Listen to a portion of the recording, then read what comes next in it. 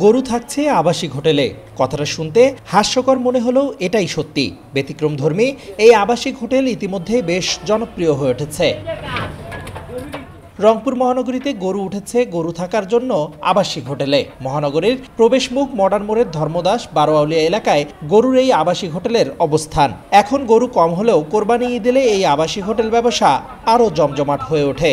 আবাসিক হোটেলে রয়েছে গরুর জন্য নির্ধারিত স্থান এবং থাকা খাওয়ার পর্যাপ্ত সুযোগ সুবিধা।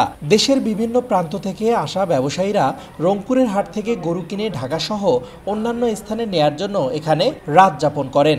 এতে ব্যবসায়ীরা যেমন নির্বিঘ্নে ব্যবসা পরিচালনা করতে পারছেন, তেমনি তাদের পশুর সেবাও নিশ্চিত হচ্ছে এই আবাসিক হোটেলে। এখানে রয়েছে পর্যাপ্ত আলো বাতাসের ব্যবস্থা।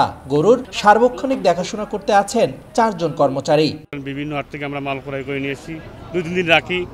রাখার পর একটু সুবিধা আছে আমাদের, রাখি আবার গাড়ি লোড দিচ্ছি। আজকে আবার গাড়ি যাচ্ছে 40 টাকা। আমরা তো এক বাজার থেকে গরু মিলাতে পারি না, 2-3 বাজার থেকে কিনতে হয়। তো ধরেন 2 দিন দেরি হলে এখানে গরুগুলো থাকে, নিরাপদে থাকে। পিস হিসাবে গরু টাকা নেয়, ওই হিসাবে আমরা এখানে ভালোই আছি, উনিও ভালো আছে, ইনশাল্লাহ ব্যবসা ভালোই চলতেছে। তবে গরু কিনে নির্দিষ্ট গন্তব্যে পৌঁছানোর আগে অনেক ব্যবসায়ী বা ক্রেতাই গরুকে ঠিকমতো খাওয়াতে না পারা সহ বিশ্রাম করতে না পেরে হাঁপিয়ে ওঠেন। তাদের সুবিধার্থেই এই আবাসিক হোটেল গড়ে তোলেন শৌখিন উদ্যোক্তা আসানুর রহমান। তিনি নগরীর টার্মিনাল বড়বাড়ি দেওডাবা এলাকার বাসিন্দা। 7-8 বছর আগে মডার্ন মোড় সংলগ্ন বারোয়াউলিয়া এলাকায় তিনি গরুর হোটেলটি তৈরি করেন। এটা আমার ব্যবসা আসলে বাবা আগে ব্যবসা করতো, রাস্তার সাইডে গরু রাখতো।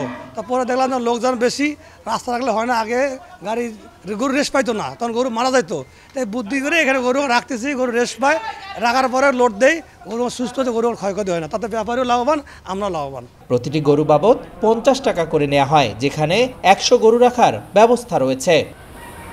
রেদওয়ান হিমেল, সময় সংবাদ, রংপুর।